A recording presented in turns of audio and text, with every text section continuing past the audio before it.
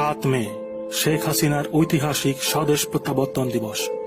7 মে বাংলাদেশের গণতান্ত্রিক মানুষের কাছে একটি স্মরণীয় দিন। 2007 সালের 7 মে তৎকালীন তত্ত্বাবধায়ক সরকার ঘোষিত জরুরি অবস্থা চলাকালীন মার্কিন যুক্তরাষ্ট্রে চিকিৎসা শেষে শত প্রতিকূলতাকে উপেক্ষা করে গণতন্ত্র পুনরুদ্ধার করতে বাংলাদেশে ফিরে আসেন বঙ্গবন্ধু কন্যা শেখ হাসিনা। তৎকালীন সময়ে বাংলাদেশ আওয়ামী লীগ সভাপতি শেখ হাসিনা যাতে দেশে ফিরতে না পারে সেজন্য তত্ত্বাবধায়ক সরকার এক অবৈধ নিষেধাজ্ঞা জারি করে।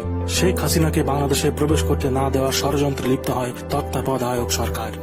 Yes, this is my country, and I don't understand why they should stop me. And they filed case against me. They issued warrant. So I want to go and face. 7 মে শেখ হাসিনা ঢাকায় ফিরে এলে লাখো জনতা তাকে সাদর অভ্যর্থনা জানায়।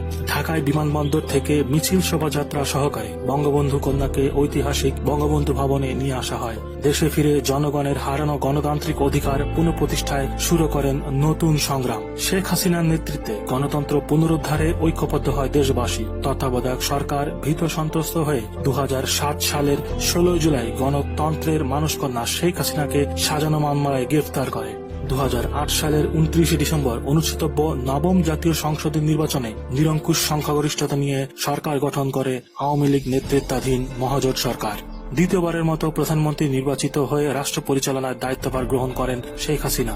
শুরু করেন সংকটের আবর্তে নিমজ্জমান অবস্থা থেকে দেশকে পুনরুদ্ধার করে একটি উন্নত সমৃদ্ধ রাষ্ট্র গড়ে তোলার সংগ্রাম। দিন বদলের অভিযাত্রায় উন্নয়নের মহাসড়কে দুর্বার গতিতে এগিয়ে চলছে বাংলাদেশ।